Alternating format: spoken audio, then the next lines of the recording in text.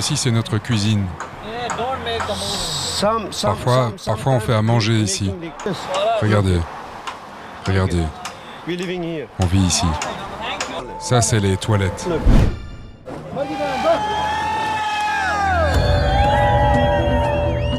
Nous ne sommes pas en zone de guerre, mais à Calais, dans le nord de la France. À quelques kilomètres de la frontière belge, mais aussi des côtes anglaises. Ici, chaque jour, des centaines de migrants tentent de traverser la Manche. Et pour atteindre ce rêve, ils sont prêts à tout. Pour les en empêcher, 1300 policiers sont sur le pied de guerre. Ici, les émeutes sont fréquentes. Tous les gens qui sont ici veulent aller en Angleterre et la police ne veut pas. Ouvrez la jungle, ouvrez les frontières, ouvrez la jungle. La police ne veut pas ouvrir les frontières. Les policiers viennent ici, nous attrapent.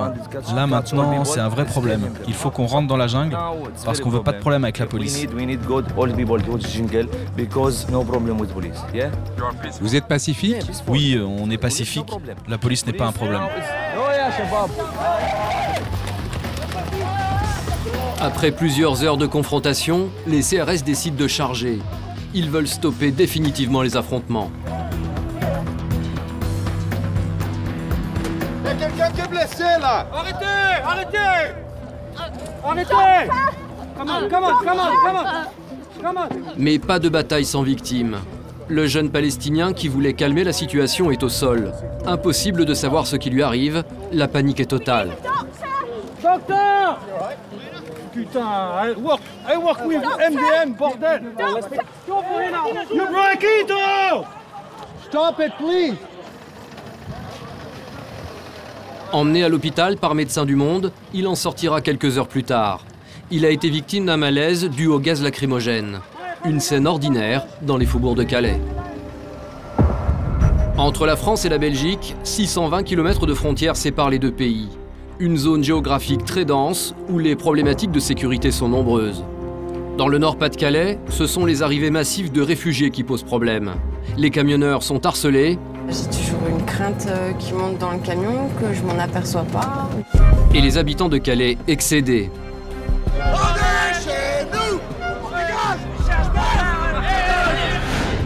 La Belgique tolère les maisons closes. Situé près de la ligne frontalière, ces lieux de plaisir attirent chaque année des milliers de Français. Un va-et-vient incessant qui rapporte des millions d'euros aux professionnels du secteur, comme Dodo la Saumure. Mais la meilleure preuve, c'est qu'en général, une fille qui a commencé dans la prostitution, il reste. Même si on lui offre autre chose, elle n'a pas envie de travailler, comme vous dites, 12 heures, mais à la chaîne ou bien chez Auchan. Mais pour les femmes vendant leur corps, le quotidien n'est pas si rose. C'est pas toujours facile, hein. Quand c'est un joli garçon, tu vois bien, c'est bien. Mais il n'y a pas que des jolis garçons sur la terre, hein. La frontière franco-belge, c'est aussi le point de passage de tous les trafics de drogue d'Europe. Ici, la police belge est aux aguets pour contrôler les dealers, mais aussi les consommateurs. On voit que c'est des plaques immatriculées en France, donc ils n'ont pas l'habitude, ils n'ont sûrement pas fait attention qu'il y avait une caméra juste au-dessus de leur tête.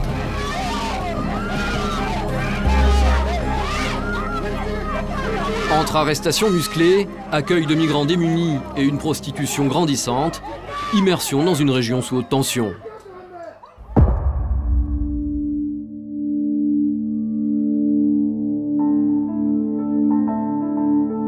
Calais, dans le nord de la France, à 60 km de la Belgique.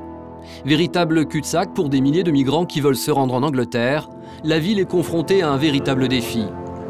À quelques kilomètres du centre-ville, s'est développé un lieu que tout le monde nomme la jungle. Un bidonville où s'entassent des milliers de migrants, hommes, femmes et enfants. C'est impressionnant. C'est encore plus impressionnant à l'intérieur quand les 3500 sont là. Benoît est un Calaisien qui a décidé de se battre. Cette misère humaine, il refuse de la voir sans agir. Alors depuis 2 ans, il s'est engagé dans une association. Aujourd'hui, il vient distribuer des repas. Une aide indispensable pour ces migrants sans aucune ressource. Oui, c'est Reda. Reda. Slip? Reda! Yeah. On va juste mettre des bénévoles histoire de jalonner la ligne pour éviter justement qu'ils gruchent tout le monde et qu'après ça crée encore quelques tensions. Donc voilà. Une situation qui révolte Benoît. La compassion, je dirais un petit peu de colère Plus de tristesse. Je pense que ça fait suffisamment longtemps que je fais ça pour continuer à être triste. Je suis plus triste maintenant, c'est vraiment la déception, la lassitude plutôt que la tristesse maintenant. Depuis toujours, on a des migrants à Calais, ils ont toujours été après 500, 600, 700. Depuis un peu plus d'1 an maintenant, le nombre a explosé. Alors, on a l'impression qu'ils sont énormes, c'est sûr, 3500 ça peut faire peur. Les Anglais nous parlent d'invasion, les Français nous parlent d'une situation intenable. On est 2 pays, à nous deux on est 125 millions de citoyens. C'est pas 3500 personnes qui sont bloquées ici, ne serait-ce que pour les 2 pays, c'est quoi? C'est une petite goutte, c'est vraiment une petite goutte. Et comment on peut mettre la vie de 3500 âmes comme ça aussi durement à l'épreuve quand nous on est 125 millions à vivre confortablement? Car ici, ils sont entre 3 et 6 000 à essayer de survivre. Un quotidien précaire, fait d'abris de fortune et de conditions sanitaires déplorables. Le camp est bâti sur une ancienne décharge.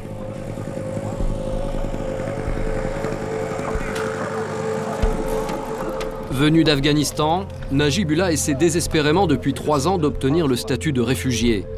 En attendant, il est obligé de vivre dans ce bidonville à ciel ouvert. Regarde, on vit ici, venez. Regarde.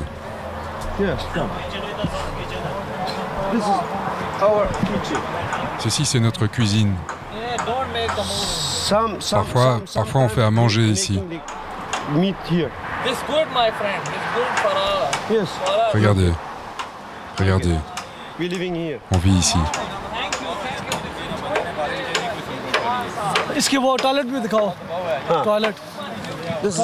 Ça, c'est les toilettes.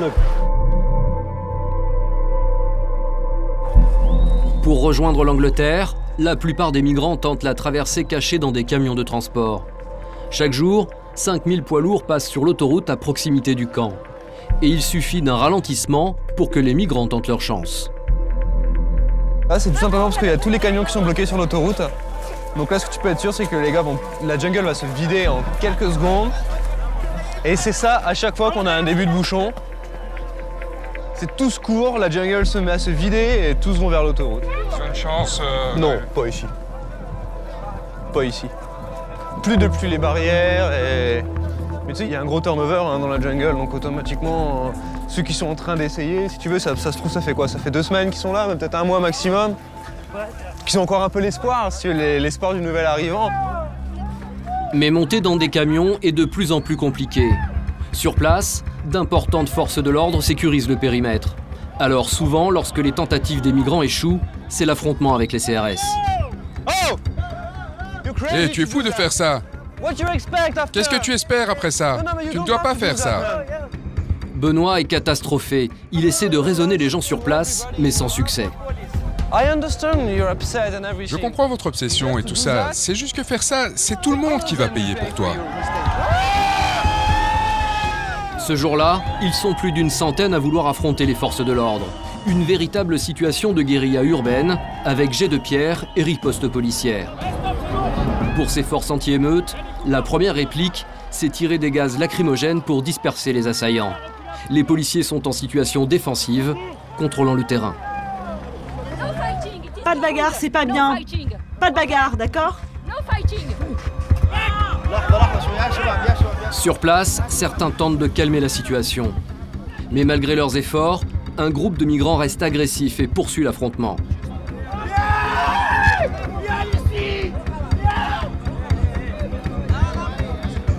Les forces de l'ordre n'ont plus d'autre solution. Elles doivent charger pour stopper l'émeute.